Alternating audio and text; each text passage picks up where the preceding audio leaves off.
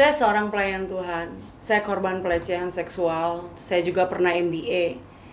Saya bayar harganya dan saya juga pernah terseok-seok begitu rupa, sakit yang saya harus lewati.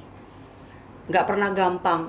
Sekarang saya mengerti bahwa penyertaan Tuhan begitu sempurna dalam kehidupan saya dan saya bisa melewati segala sesuatunya.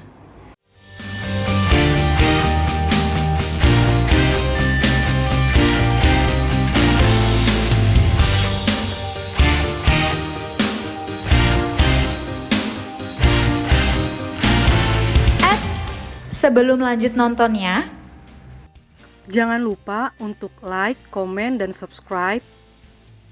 jangan lupa juga nyalain loncengnya. Selamat menonton.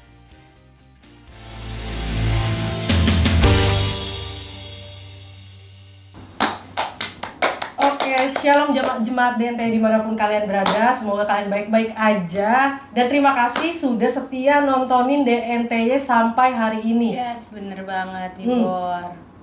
Tadi gue mau buka pengen ini gaya Kayak Vincent. Iya, tutut gitu. Cuma Coba kayak apa, sadar coba. diri. Nggak apa, Boleh kita coba? Boleh, coba lagi.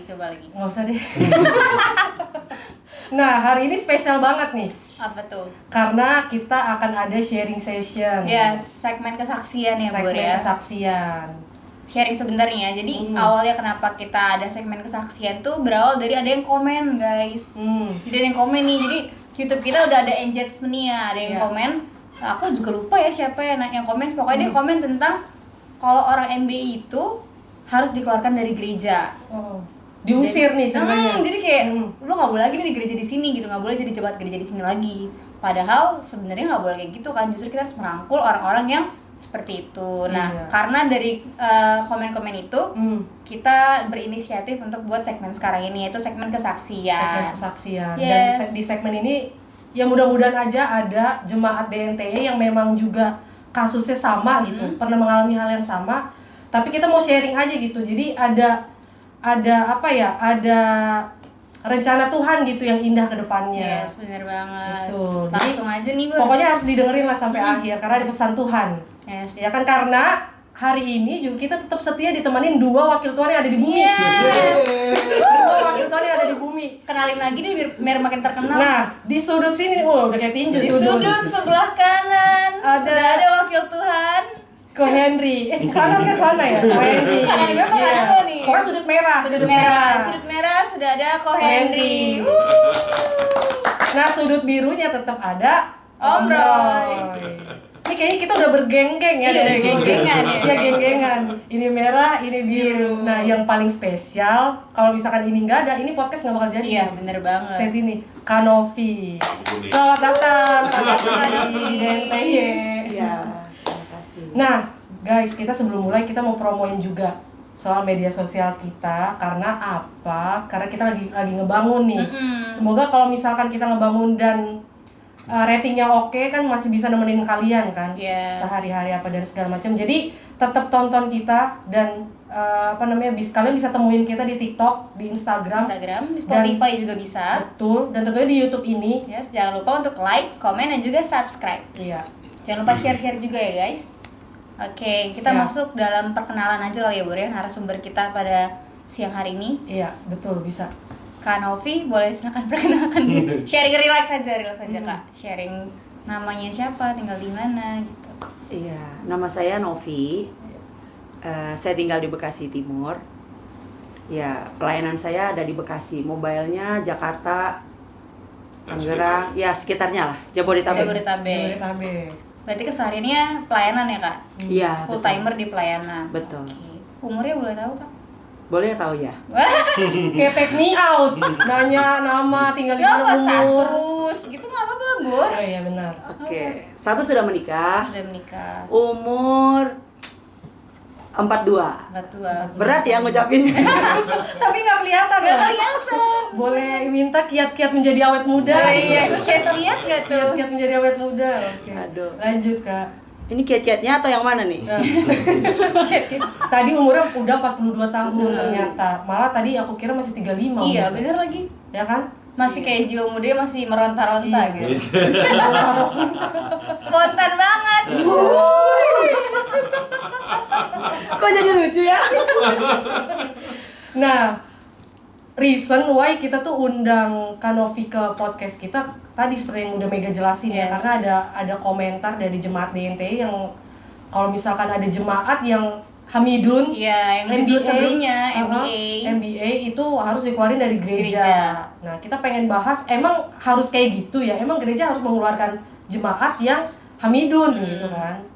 Nah, Kita sebelum bahas. kita kesana, kita mau dengerin nih sharing-sharing kesaksian hidup dari Kanovi sendiri gitu. Iya. Seperti tadi kan perkenalannya sampai situ ya. Ya, sampai situ aja nggak apa-apa. Kan terus nanti panjang. Nanti kalah host ya. Iya, karena sekarang udah full ya pelayanan, jadi puji Tuhan udah nggak terlalu apa ya istilahnya diem, jadi banyak bergerak juga kayak gitu. Nah, kalau ditanya tentang kesaksian hidup, Iya. saya ini memang punya background yang sebenarnya banyak orang yang nggak pengen lah ngalamin kondisi hidup seperti saya sebelumnya. Iya. Ini langsung aja nih, Iya, langsung Apa-apa. aja. Langsung aja Sikat, ya. Kak. cut ya. Sikat. Iya sih. Sikat. Kirain di-cut. Sikat. Iya, dulu saya itu memang sempat pernah salah ya dalam hidup karena berbagai macam latar belakang, berbagai macam bukan berbagai macam, maksudnya dulu saya itu sempat mengalami krisis dalam hidup. Iya. Makanya kenapa saya sampai jatuh yang namanya MBA. Itu karena saya punya background yang mengerikan sebenarnya dalam hidup saya. Dan mungkin kalau untuk menceritakan ini agak berat ya, tapi karena di tempat ini aku cerita. Eksklusif hanya di Witness. Iya, cuman di sini loh, di sini Witness. doang. Udah sembuh ini. Udah Udah sembuh makanya Udah berani. sembuh. Kalau nggak sembuh pasti nangis-nangis nih. bener. Nah, sebelum saya akan ceritain yang background dulu ya, kenapa saya sampai akhirnya bisa MBA. Iya. Nah, jadi saya itu dulu punya pengalaman di mana waktu saya masih kecil, saya tuh diperkosa sama ayah kandung saya sendiri. Gitu, dan itu membuat dampak yang begitu besar dalam hidup saya. Sampai akhirnya saya merasa bahwa gambar diri seorang wanita dalam hidup saya yang memang wanita harus dihormati, wanita itu punya mahkota yang harus dijaga, itu enggak. Saya enggak punya itu. Pokoknya saya punya dendam di mana saya harus kalau nggak ngancurin laki-laki, yang ngancurin diri saya sendiri. Oh. Nah, konsep pemikirannya seperti itu dulu. Itu berarti dampak dari yang dilecehkan ayah tadi ya, Kak? Iya, Oh. kenapa saya MBA? Karena saya pernah diperkosa tadi gitu. Jadi saya nggak sedang membela, tapi kalau memang bisa dihindari ya buat teman-teman khususnya kaum muda zaman sekarang. Cuman waktu itu saya tidak ada orang tua ataupun mentor yang bisa membimbing saya untuk saya memilih atau membuat bahwa kamu tuh penting loh, kamu tuh berarti loh, gitu. Kamu tuh bait suci Tuhan loh, harus menghargai dirimu loh, harus menghargai itu nggak ada. Kenapa? Karena saya sudah pahit tadi, saya sudah marah, saya sudah kecewa, dan waktu itu saya cuman pengen ya udah, pokoknya kalau gua nggak mati lu yang mati. Prinsipnya di situ dulu, seperti itu dulu. Nah, kenapa saya sampai bisa memutuskan untuk MBA? Karena tidak adanya support dari orang sekitar. Okay. Ya, jadi mungkin kenapa ya anak-anak muda zaman sekarang tuh butuh mentor ya. Karena dalam kehidupan anak-anak muda ini kan ada sesuatu yang tidak diduga yang akan terjadi, dan yang tidak diduga itu kan yang tahu pasti orang-orang yang lebih dewasa yang sudah pernah melewati itu gitu. Nah, karena saya merasa diri saya tidak penting, jadi saya memutuskan untuk ya udah, kalau saya suka, kenapa enggak? Siapa yang peduli? Satu, kedua, karena pada waktu itu akibat dari masa lalu yang kelam itu membuat sebuah statement bahwa saya tidak bakal bisa punya baby. Nah, ini yang membuat saya putus asa. Karena seorang perempuan harkatnya kan pasti menikah, punya anak dong, bener ya? Iya. Nah, karena surat itu, akhirnya saya merasa bahwa ya udah, toh nggak ada artinya hidup saya ini ya. Saya mau apa lagi sih gitu. Nah, karena masih muda ya, waktu itu umur sangat masih muda. Ya udah, akhirnya saya lakukanlah seperti itu. Terus saya tidak sekali lagi tidak membela perempuan-perempuan yang berani memutuskan, cuman saya menyayangkan waktu itu kenapa saya punya pemikiran seperti itu. Ya, karena satu tadi tidak ada mentor. Yang kedua, salah menilai diri sendiri, punya gambar diri yang tidak benar seperti itu. Nah, yang ketiga, lanjut Kak. ya. Dan yang ketiga itu, saya melihat ada sosok yang memang buat saya ini harus jadi milik saya. Gak boleh ke lain hati, gak boleh ke orang lain, gak boleh putus ya kan. Kalau cewek-cewek udah jatuh cinta kan pasti bucin. Dia gak boleh ada yang punya gitu kan. Nah, gimana nih caranya?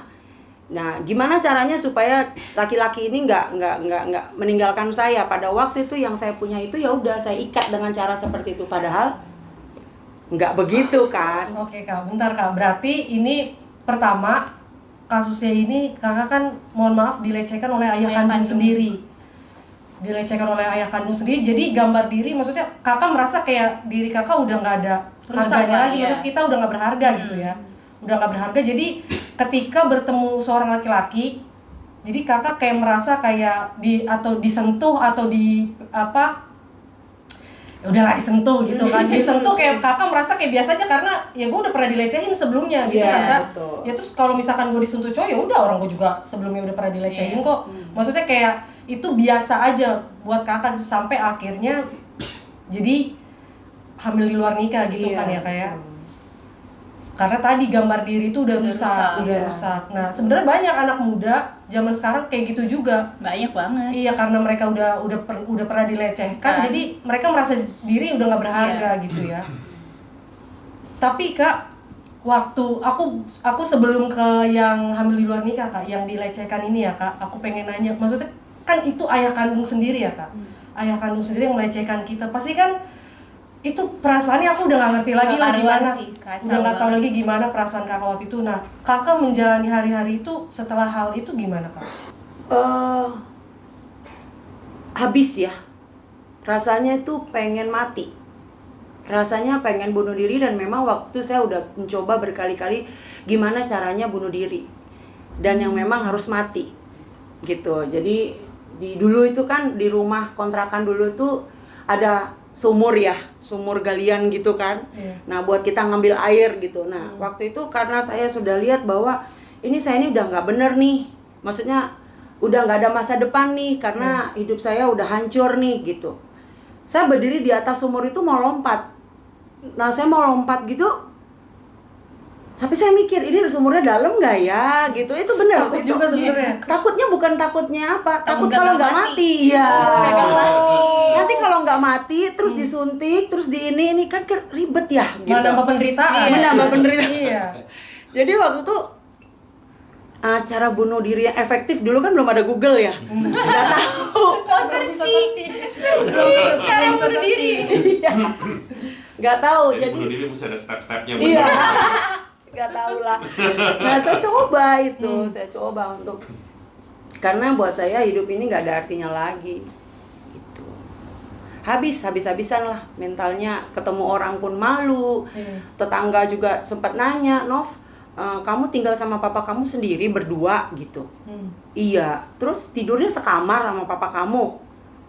Saya jawabnya takut, bilang iya jujur gitu kan, bilang enggak bohong gitu ya. Anak dulu ya masih umur sangat kecil sekali. Pertanyaan-pertanyaan seperti itu kan membuat jadi tertekanan batin ya. Jadi tidak percaya diri, jadi nggak mau ketemu banyak orang gitu. Oke Kak, kan itu Kakak tinggal berdua aja sama ayahnya Kakak ya. Itu kejadiannya di umur berapa Kak? Sekitaran 12-an, umur 12-an, 10 sampai 12 tahun. Iya. 10 12 ada jenjang, dan terus dari ini detail banget ya.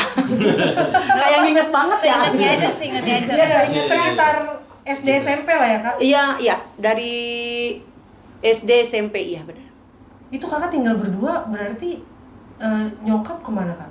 Nyokap kebetulan meninggalkan kita, keluarga kita semua. Jadi kayak yang pergi gitu mungkin ya nggak tahu soal karena ekonomi atau bagaimana, nggak ngerti ya. Ya itu dia tadi, jadi anak yang broken home ini, yang punya banyak masalah ini, orang yang seringkali tidak mendapatkan banyak mentoring dari ibu, dari teman atau orang yang dewasa sekitarnya, membuat dia salah dalam mengambil keputusan. Itu. Ya saya juga dulu pernah salah dalam mengambil keputusan karena ya mungkin lingkungan saya tidak mendukung untuk saya memilih yang benar seperti apa. Mungkin ya pada waktu itu ya. Sampai akhirnya kakak sudah dilecehkan, itu kakak keluar dari rumah, ninggalin ayahnya kakak. Sebenarnya tidak punya keberanian, itu tadi bicara mental tadi balik ya. Iya. Karena kondisi seperti itu, jadi mentalnya tuh sudah tidak berani untuk menunjukin, nggak berani percaya diri itu nggak ada. Nunjukin bicara pun nggak ada, menjawab pertanyaan pun nggak bisa. Jadi orang yang pendiam. Kalau ngeliat saya sekarang mungkin nggak percaya ya. Gue jadi takut orang-orang yang suka diem-diem aja. Nah itu perlu diwaspadai. Banyak ini ya bukan? Ada lagi temen Iya kita itu Bur. perlu diwaspadai. Tahu kan lu? Tahu. Ih, takut banget. Semoga nonton ya. Semoga nonton. Jadi kalau yang diam-diam itu biasanya mereka takut takut untuk mengeluarkan. Iya. Itu jadinya tertekan di dalam. Ya itu tadi mental Mental breakdown block ya. Nah, Ini mental break dance. Baru dapet. Kumaha barudak. Berarti Kak Novi satu bersaudara aja sendiri? enggak, kita empat bersaudara. Oh, terus kenapa tinggal berdua sama papa aja di rumah? Sebenarnya nggak tinggal secara specifically ya. Jadi mungkin karena saudara saya, jadi kami ini 4 bersaudara. Pertama cowok, yang kedua saya, yang ketiga cowok, yang keempat cewek. Nah karena kita 2 cewek, ini cewek ini kan jauh, jaraknya jauh banget, jadi masih kecil banget, masih baby bukan baby lah, maksudnya masih kecil lah. Nah dia nggak tahu apa-apa. Nah yang cowok ini kalau sudah namanya apa ya, kalau misalnya keluarga pisah itu apa namanya? Broken home, ya mereka akan mencari jati dirinya mereka di luar, gitu. Jadi yang 2 ini pergi entah nggak tahu kemana, nanti kapan mereka mau pulang mereka datang. Jadi spesifik jadi persisnya itu ya benar-benar sendiri, saya berdua sama adik saya yang cewek. Kalau ngebayangin itu ya dulu tuh saya bisa sampai aduh.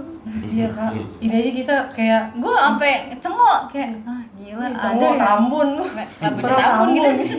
Cengok ilok Iya. Iya, maksudnya saking Complicated banget gitu loh perjalanan hidupnya.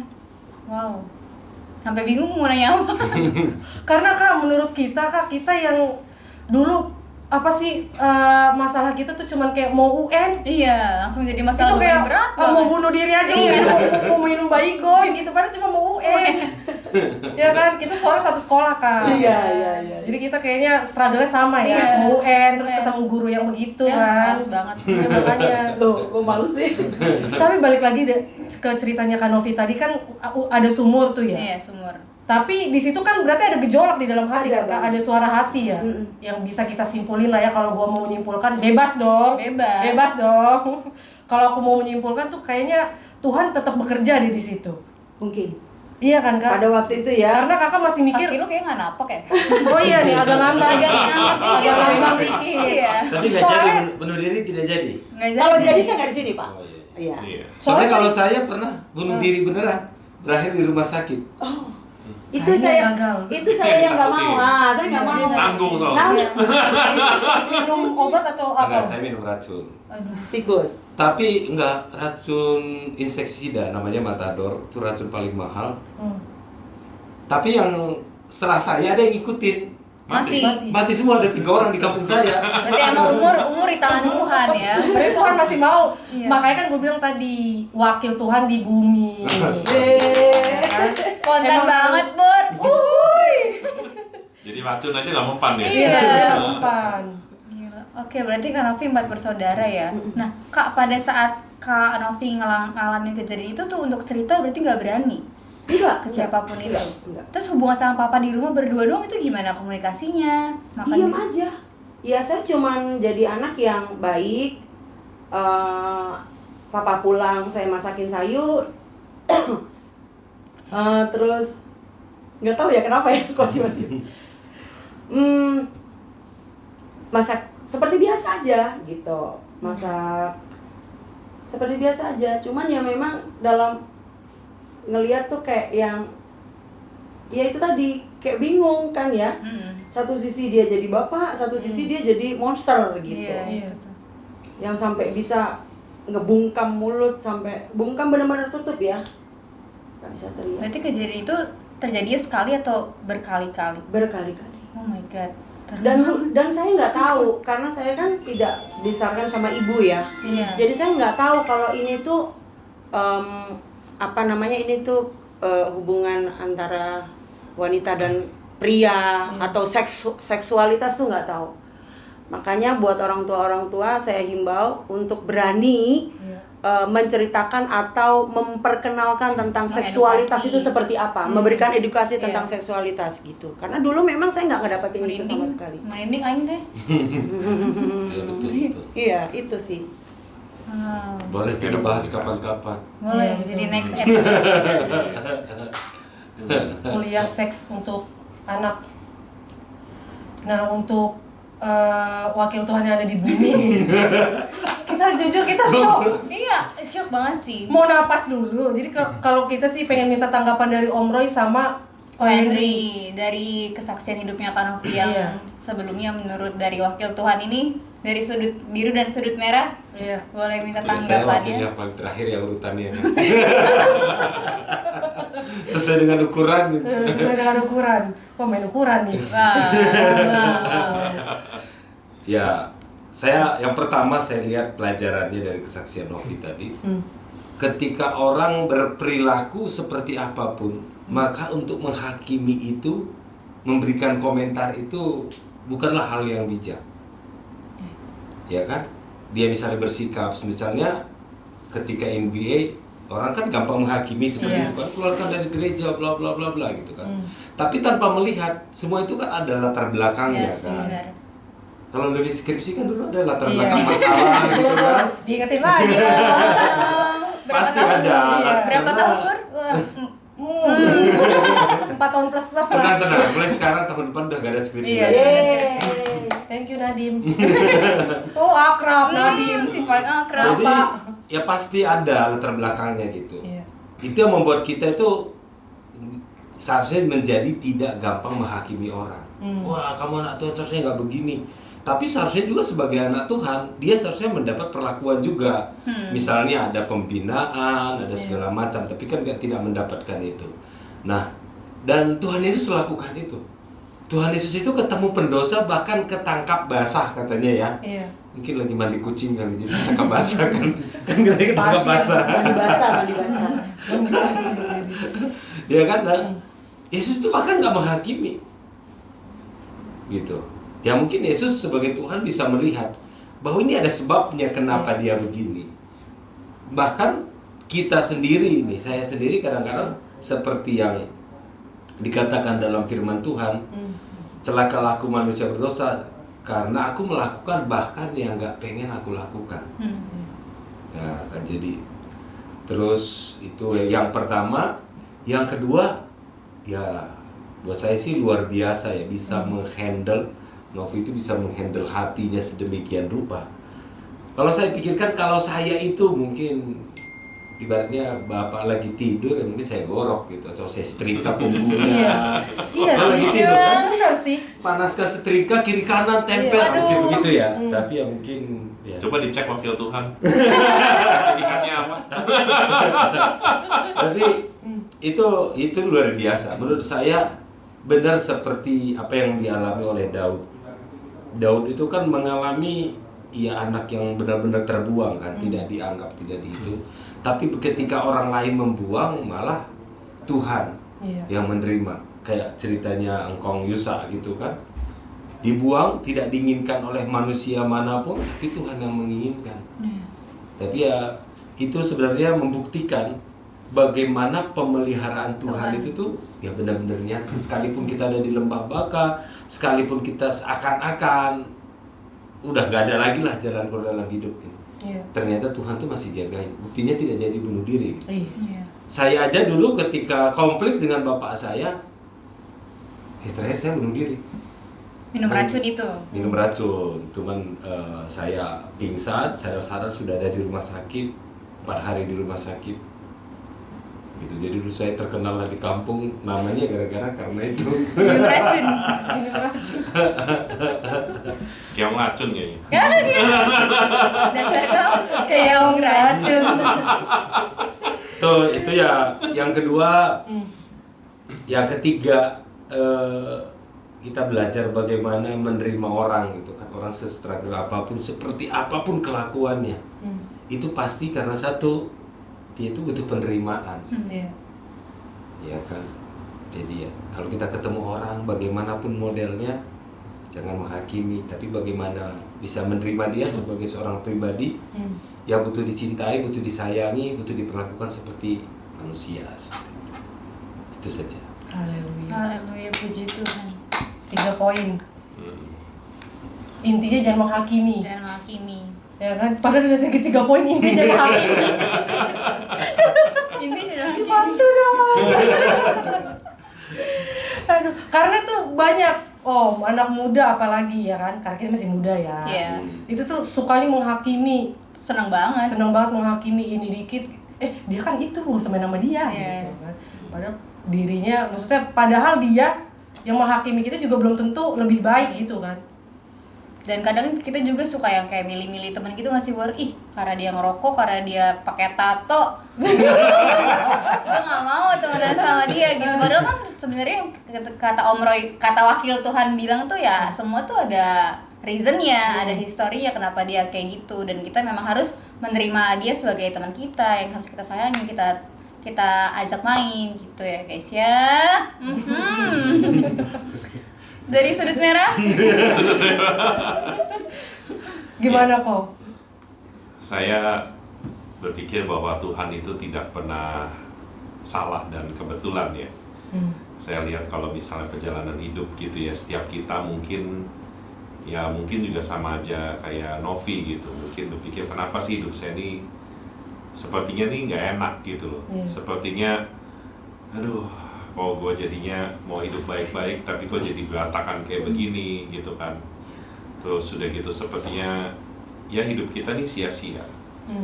Dan istilahnya udah gak ada artinya dan benar-benar sepertinya nothing gitu. Tapi Tuhan itu benar-benar mencintai orang-orang yang seperti ini gitu. Saya teringat cerita seorang pengarang lagu yang luar biasa namanya Fanny J. Crosby. Dia ini seorang pengarang begitu banyak lagu himne di zaman-zaman itu gitu. Dia lahir normal, tapi setelah lahir dia kena sakit. Terus dokternya itu salah diagnosa, malpraktek lah dibilang gitu. Dia dikasih obat, akhirnya waktu kecil mata dia buta. Mata dia buta, terus akhirnya ya sampai besar dia buta. Terus dia mengarang begitu banyak lagu, dia pintar sekali piano. Dan akhirnya waktu dia sudah menjadi sangat terkenal, dia diwawancara oleh sebuah surat kabar. Dan itu ditanyain sama dia, surat kabar ini nanya gini sama dia, bagaimana perasaan ibu kalau mengerti bahwa saat ini kondisinya sebagai orang buta dan tahu apa yang telah terjadi itu, ibu menyesal apa tidak? Terus dia bilang begini, saya tidak pernah menyesal apa yang sudah pernah terjadi dalam hidup saya. Meskipun sepertinya akhirnya mata saya buta dan itu mata itu penting. Tapi dia bilang, saya bersyukur karena waktu saya akhirnya buta, saya bisa melihat Tuhan. Dan dia karang lagu-lagunya itu seperti itu. Dia bisa lihat Tuhan dari kebutaan dia. Dan terus dia ceritain bahwa sebetulnya dia nih lahir normal, cuma dia kena sakit. Dokternya itu salah, malpraktek. Dia salah dikasih obat, akhirnya dia buta. Terus dia bilang begini, apakah ibu dendam dengan dokter itu? Terus si Bu Fani ini bilang begini, andai saya kalau bisa saya nanti ke surga, saya pengen ketemu pertama kali, maksudnya saya akan ketemuin orang salah satu yang terpenting dalam hidup saya tuh, saya pengen ketemu sama dokter itu. Dan dia bilang apa? Terima kasih membuat saya buta. Karena waktu saya buta, saya bisa ngelihat Tuhan. Dia bilang begitu. Jadi buat saya, kadang-kadang mungkin di bumi ini atau di waktu kita ngelakuin itu mungkin gak enak. Iya. Sepertinya tuh sesuatu yang apa ya? Wah, gue udah dirusak sama orang, gue diapain sama orang, gue dirugiin sama orang, gue sampai akhirnya nggak ada artinya segala macam.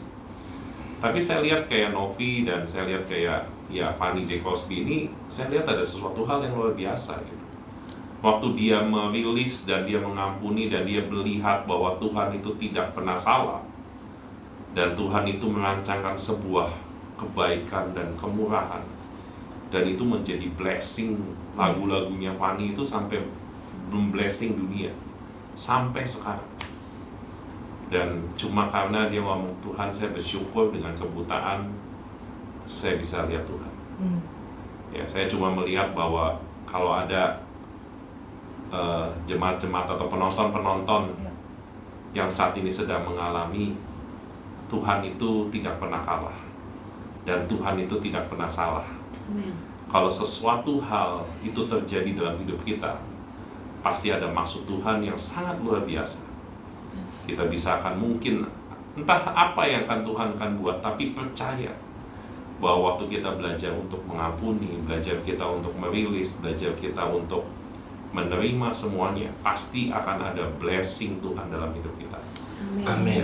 Percaya akan hal ini, jangan takut. Gitu loh. Kalau misalnya ada yang masih merasa, aduh saya mesti didoakan atau saya mesti gimana, nggak apa-apa. Ngomong sama misalnya hamba-hamba Tuhan yang di gereja atau gimana, sampai akhirnya kita benar-benar rilis, kita benar-benar merdeka dan kita benar-benar bisa menjadi pemenang dalam segala sesuatunya. Itu sih. Amin. Amin. Amin. Iya, mungkin mata jasmaninya dia nggak melihat, tapi mata rohaninya. Mata rohani melihat Tuhan. Betul. Kayak lagunya si siapa? Siapa? Yang mohon maaf matanya buta. Ya, Oh. walau ku tak dapat melihat. Keren juga Asik. nyanyinya. Bisa rekaman nih.